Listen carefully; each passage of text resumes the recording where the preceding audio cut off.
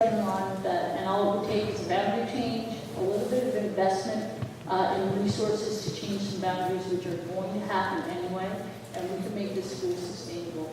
This is a really feasible plan, and I don't think this would take any more implementation than to close the school. I think it would probably actually take more work to tidy up ends and do what you need to do to close the school than it would just to change a boundary and bring those kids, bring them back home. Anyway.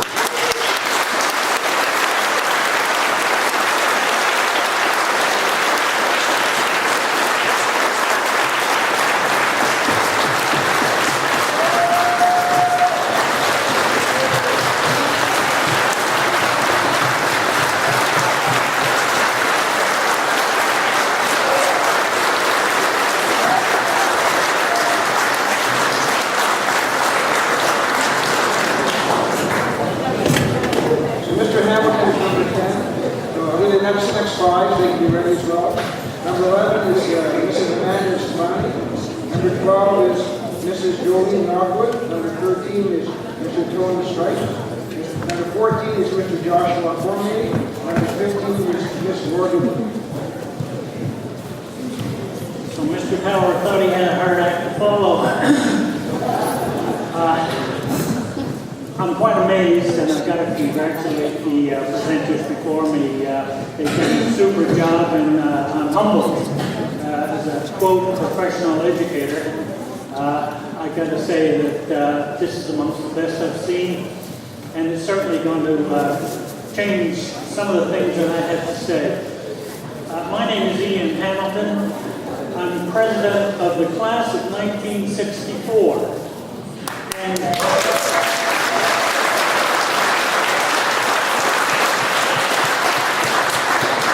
I say that, as in 1963, I never thought it was going to be a lifetime appointment, but it's been pointed out, I'm here and I got to keep doing these things. Anyway, it's certainly no hardship to do that. I'm a recently retired instructor from the community college system, and I've stayed in the province for most of my career life anyway. I think it's significant that our class in grade 10 was one of the first classes to occupy these three classrooms over here. We were the first one to go through 10, 11, and 12. So we kind of feel that we own a piece of this. It's, ironically, if you do the calculation, we moved in here with three classes of roughly 20 people. Turns out to be about 60 of us. Guess what we're talking about today? So we kind of feel that the 60 seats that are up there should remain for sure. Just as an aside, I was pleased to see the process 409 that we're all referred to, and I certainly haven't gone into the detail that I've seen here tonight. But I think it's interesting to point out that you don't even have to go past the title. The title is that it's a multi-year infrastructure planning process. I don't see any multi-year here. All I see is a few weeks. And I don't think that was the intention of the process right from the start. It would be nice to see where in previous years the multi-year included the closure. I don't think it was there. I've got to admit I did look back, but I think you might have paid attention if you'd seen closure in a multi-year plan. And it would indicate to me that if it wasn't there before, because it's a multi-year plan, why are we not looking at a multi-year plan to hold off or keep or do whatever we're going to do in terms of a closure? It's not a multi-year plan. It's multi-week by the look of it. Anyway, I'm fairly certain that Policy 409 was formulated at the time and its subsequent revision to avoid this sort of thing.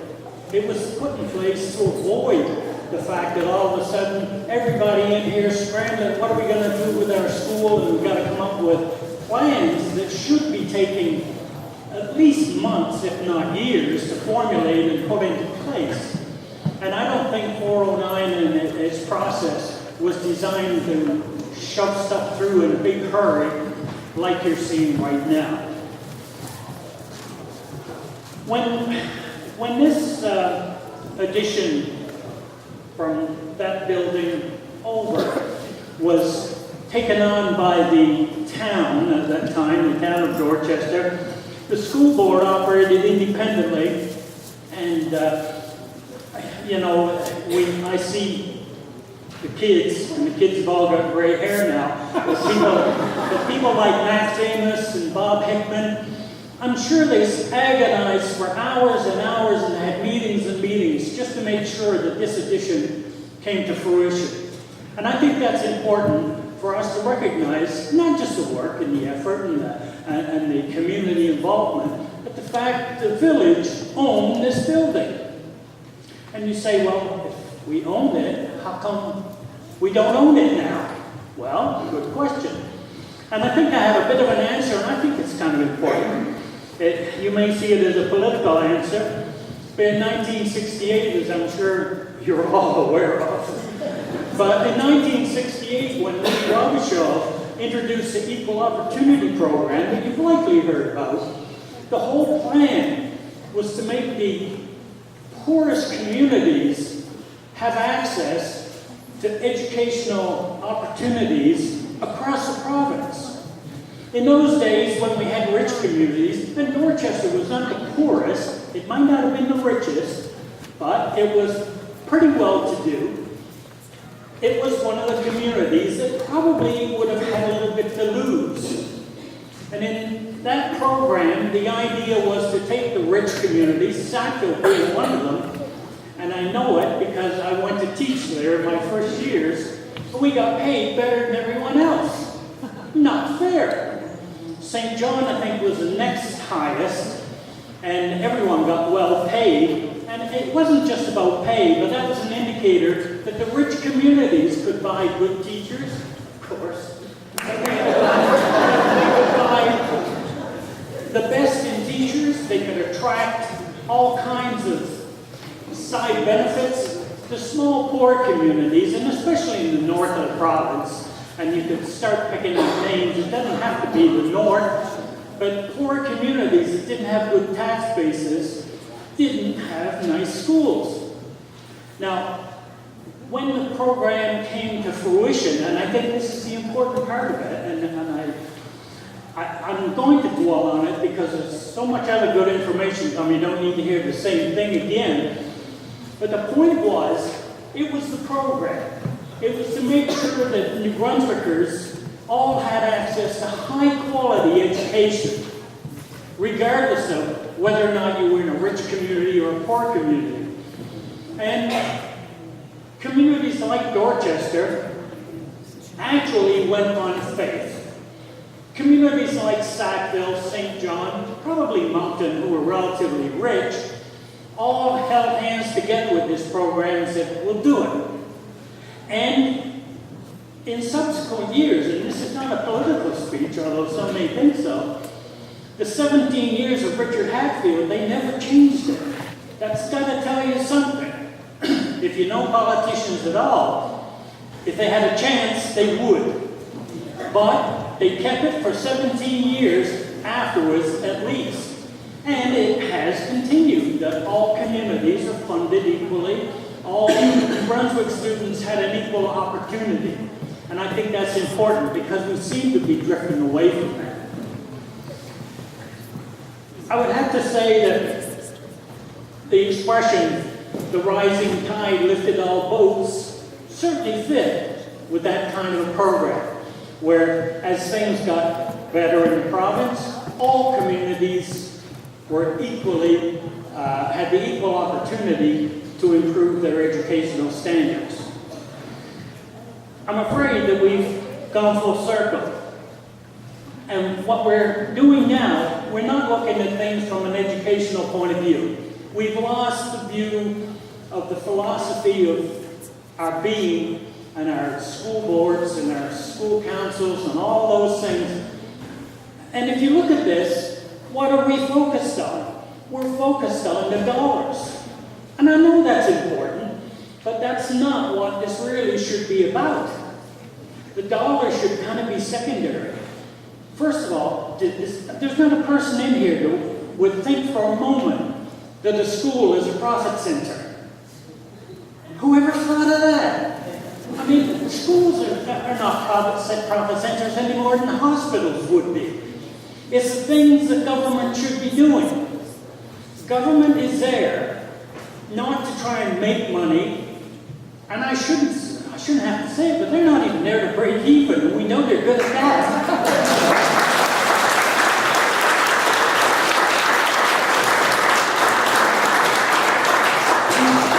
What we see, and we've seen it here graphically, and I've got to commend the presenters prior to me. They did a super job. What we see is almost a perfect situation for the little schools. It's the big schools that got problems. Those are the ones that should be taking, I won't say taking the hit, but they're the ones that the council should be looking at and making changes. The problems that they've got are where we don't want to be. We're in this race to the bottom. We're all trying to get the most kids in the most classrooms with the least amount of teachers, with the least amount of money, and so on and so on. And it's a race right to the bottom.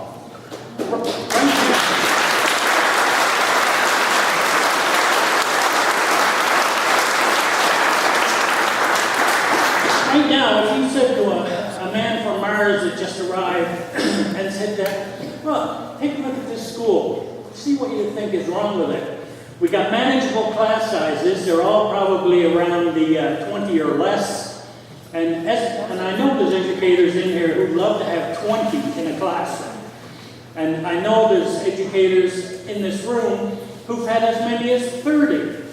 And that's no good. It doesn't work. So when we have low class sizes, we all should be kind of feeling pretty proud. We got low class sizes.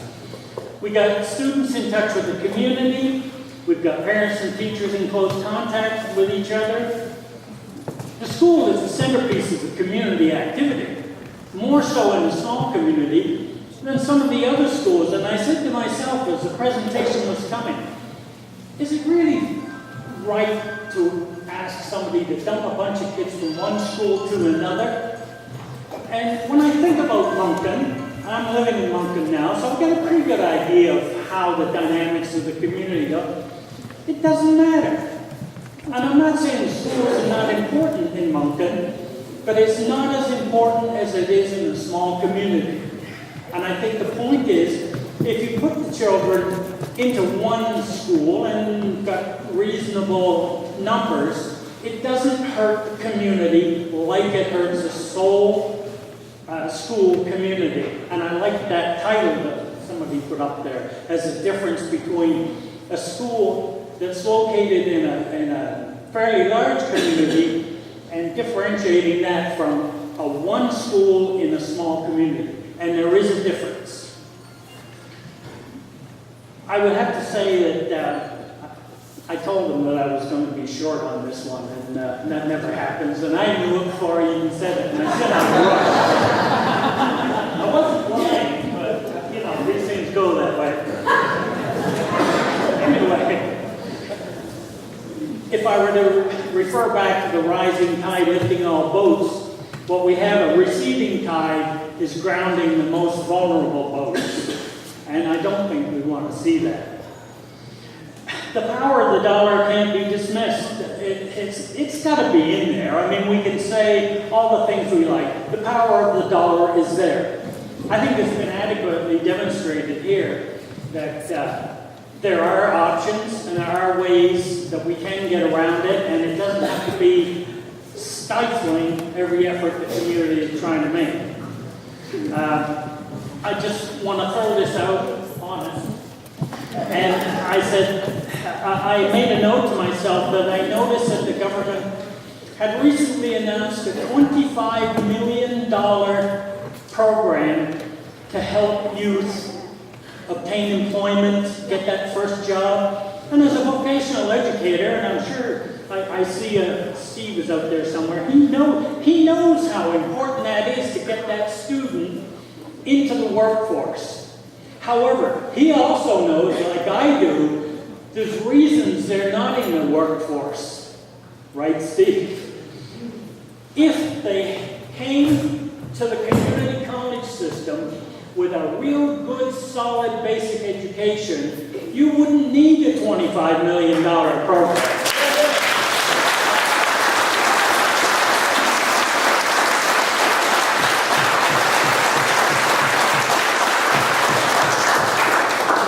Just in closing, I got some smart-ass comments here, but the fact of the matter is, do we need a causeway so we can walk from St. John to Partridge Island? I don't think so. I got a real good suggestion who could walk there and stay.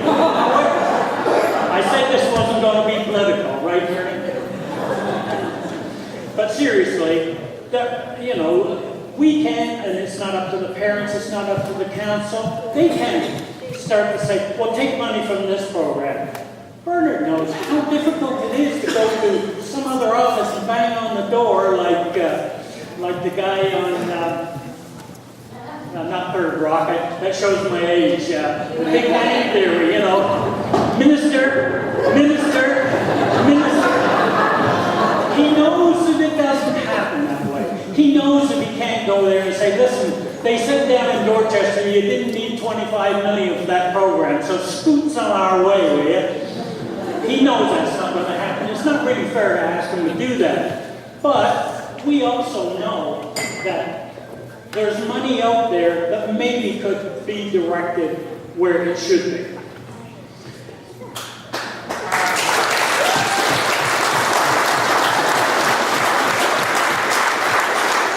I'd like to point out, and I know that somebody mentioned earlier that from our class, Wes Armour was one of our graduates, and I think, I'm not saying that's a whole demonstration of how critical a small school is, but I'm sure that we could list off a whole bunch of people that have made significant impact to the province of New Brunswick, and if you said Canada, I'm sure there are lots of people that would put their stamp of approval on keeping a small school. Anyway, that's it for me, and I appreciate your time and attention.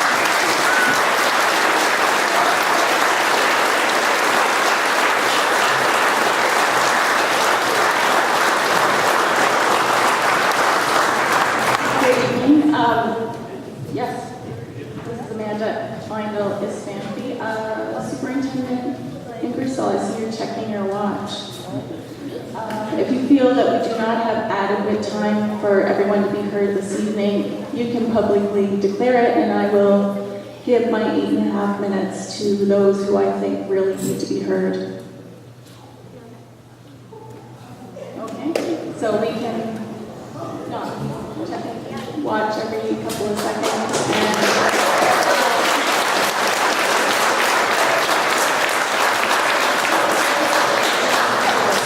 I'm an alumni of Dorchester Consolidated School, a small business owner, multilingual mother of 2, and a resident of Dorchester.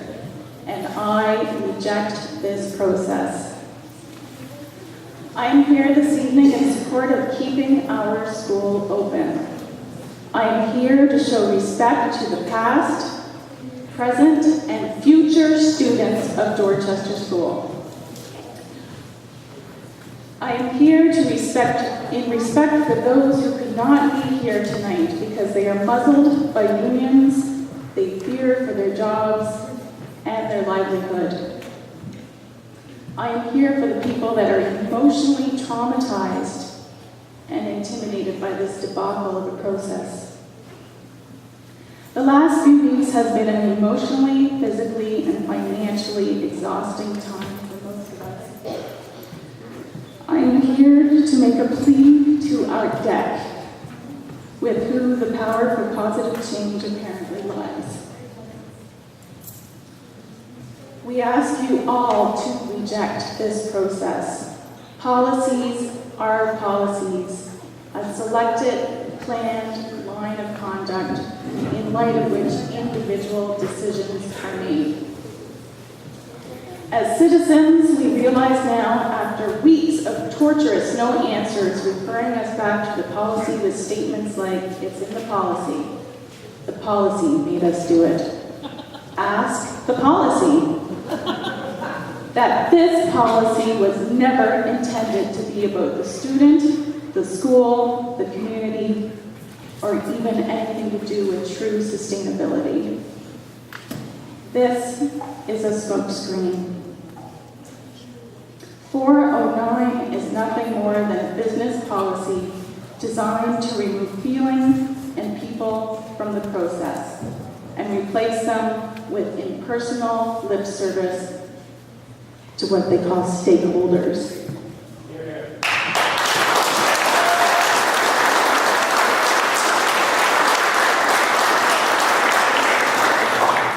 Please remember, you are not meeting tonight with corporations considering a merger.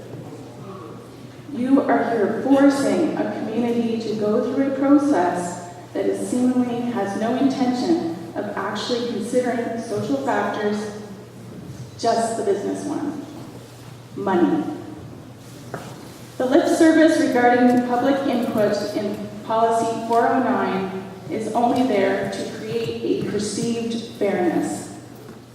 Schools are not businesses meant to create surpluses and generate income.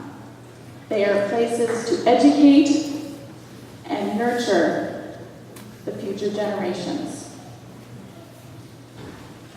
Nurture the future generations to become stewards of their communities. It is a future where our children will be healthy and have the skills to create environmental, community, and financial sustainability. Our mission from this point on should be nothing less than beginning a different kind of conversation about the future of rural schools and communities.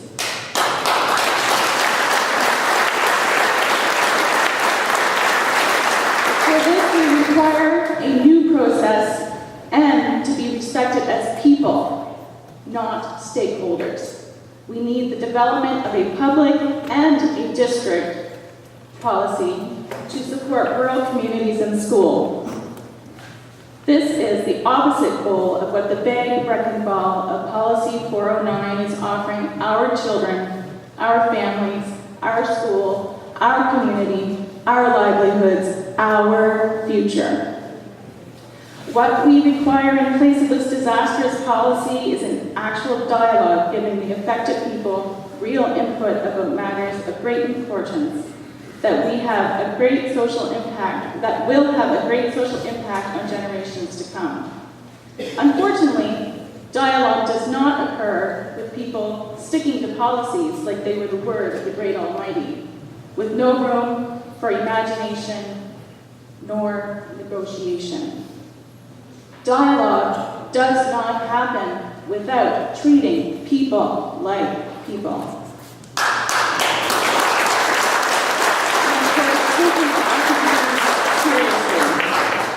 Misdirected as this policy is, you still have the choice to keep our school open. You, the district education counselors, are the people who have the power to reject this policy. You are not required to blindly follow the district's recommendations of convenience. Fredericton is obviously making policies with little apparent plan, so no doubt the DEC members are very confused. An expert on government policy interviewed on CBC compared the style of government policy making and changing like building an airplane while already flying. Now we can't worry about whether or not it's going to fly because now there are new triggers in place. You, the district education counselors, are the only people that stand between policy and the bullet that will kill a village.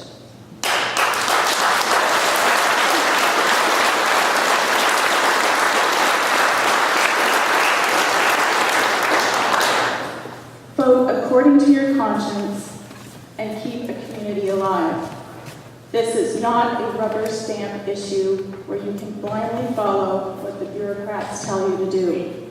Don't miss this opportunity to make positive change. Thank you.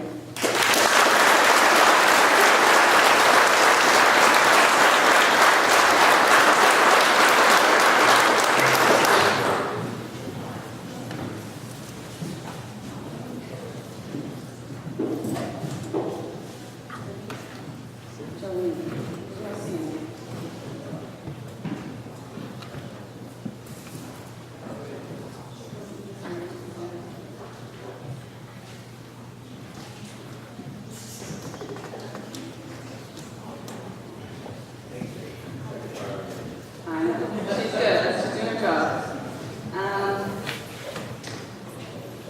Do I go? Well, Peter. Yes. This is just for Tamara Nicole. When First Nations people go into a community or have someone come into their community, they offer a gift. They don't come in and take. This is for her.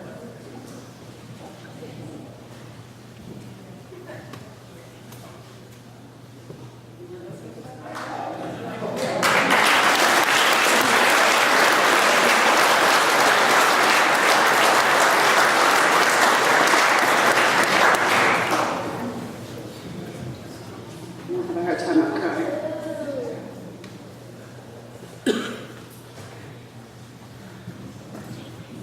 My name is Jolene Knockwood, and I am a member of Fort Pollard First Nations. I am the coordinator of the Head Start program.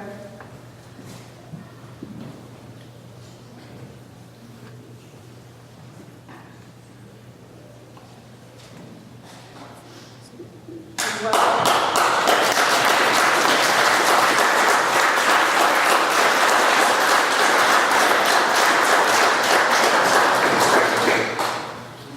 As well as the fetal alcohol spectrum disorder premature child health program, and I run an active after-school program for the elementary students. And I reject this process. The definition statement, a better future through quality education. Quality is not a word to be confused with quantity.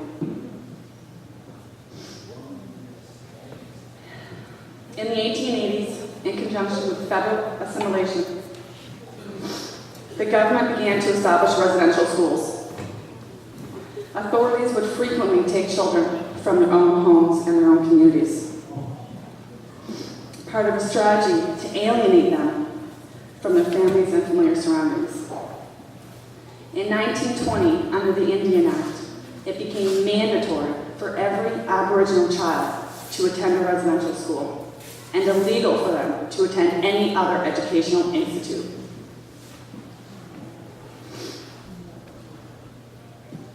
European settlers in Canada brought with them the assumption that their own civilization was the pinnacle of human achievement. They interpreted the socio-cultural differences between themselves and the Aboriginal peoples as proof that Canada's first inhabitants were ignorant, savage, and like children in need of guidance. They felt the need to civilize the Aboriginal peoples.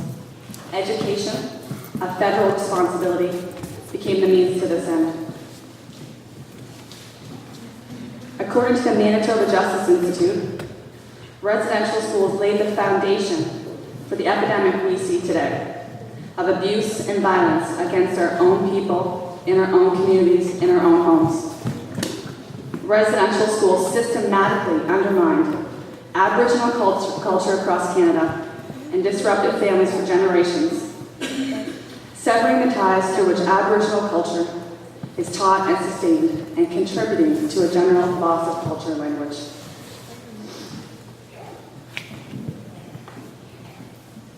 Two primary objectives of the residential school system were to remove and isolate children from the influence of their homes, families, and traditions, to assimilate them into dominant culture.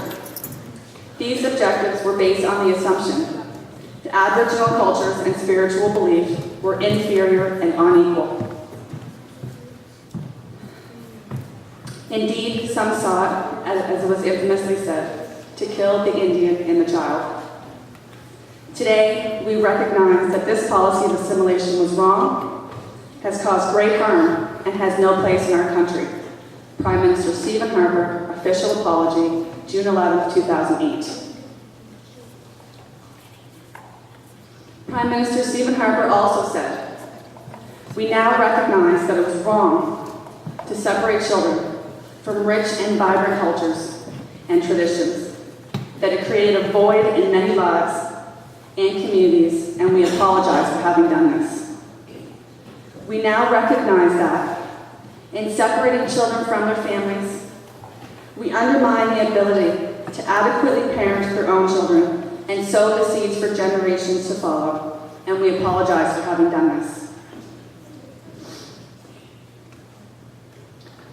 We now recognize that far too often these institutions gave rise to abuse and neglect and were inadequately controlled, and we apologize for failing to protect you. There is no place in Canada for the attitudes that inspired the Indian residential schools to ever again prevail. Not only did you suffer abuses as children, but as you became parents, you were powerless to protect your own children from suffering the same experience, and for this we are sorry.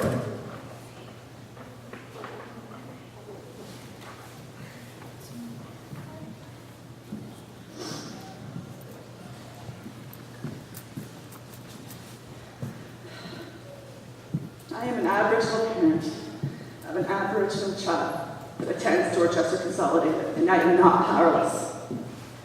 I know my rights as a Native American and will not stand by and let history repeat itself again.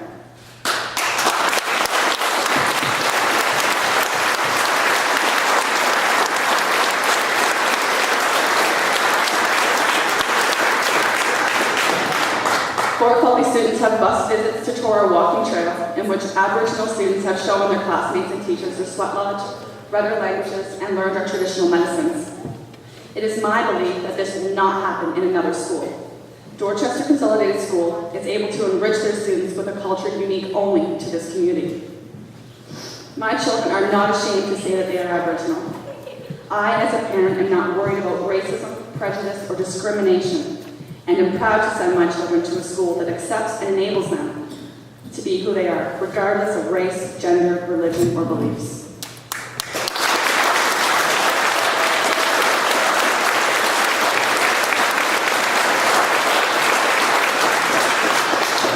Under Policy 409, Goals and Principles, Section 5.3, it states, "The Department of Education recognizes schools are integral to the promotion and preservation of the local culture and community, especially in rural areas."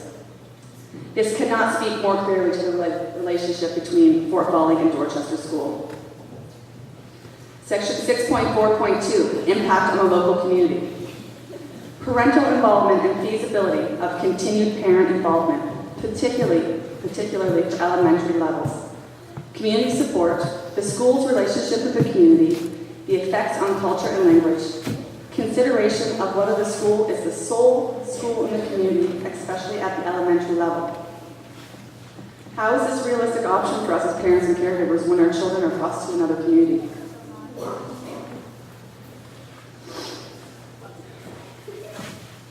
Michelina Mancuso, Executive Director of Performance Measurement, whom you should be familiar with, has done a report for the Early Childhood Services Network Committee, which I am on, titled Understanding Protective Factors, Adapting a Whole Child Approach to Children and Youth. It states, risk factors for children in school are peer rejection, school failure, and poor connections at school.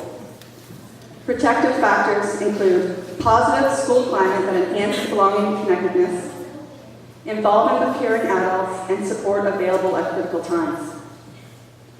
Life events that are a risk to children include difficult school transitions and emotional trauma. Societal risk factors for children are discrimination, socioeconomic disadvantages, and lack of access to support services. While protective factors are participating in community networks, economic security, and strong cultural identity and pride. strong cultural identity and pride. While researching Policy 409, I came across North Vancouver District School Policy 409. Oddly enough, theirs is multicultural race relations. Their policy states, the board recognizes the growing diversity of cultures and commits itself to ensure all aspects of the board's program and procedures promote understanding for that diversity. Dorchester Consolidated School is doing this. The board endorses and promotes the concept of active and positive multiculturalism within its schools. Dorchester Consolidated School is doing this. The board directs the implementation of programs and activities which foster recognition of and respect for basic human rights and fundamental freedoms for all, regardless of race, language, or religion. Dorchester Consolidated School is doing this. To encourage and promote opportunities for student-directed inquiries into issues of multiculturalism and exchange of information and experience among cultural communities. Dorchester Consolidated School is doing this. To encourage opportunities for experimental learning, whereby students will gain firsthand insights into the attitudes, beliefs, and lifestyles of other ethnic cultural groups. Oddly enough, Dorchester Consolidated School is doing this. Dorchester is doing all of this all on their own. They're doing it because it's blatantly obvious that it is something of great value to them. And Dorchester Consolidated School recognizes the opportunities available to them without your cultural policies, which I have yet to see. If we lived in Vancouver, we would have a thriving school in Policy 409, but we don't. We live in New Brunswick. And instead of focusing on the positive that we have to offer as a small rural school, you may vote to close our doors forever. Was there a vote to not put funds into the school when you knew we needed to be accessible? A vote when you knew we needed funds for a new parking lot? Was there a vote to put no money into the school for 10 years and may have kept us out of the situation that we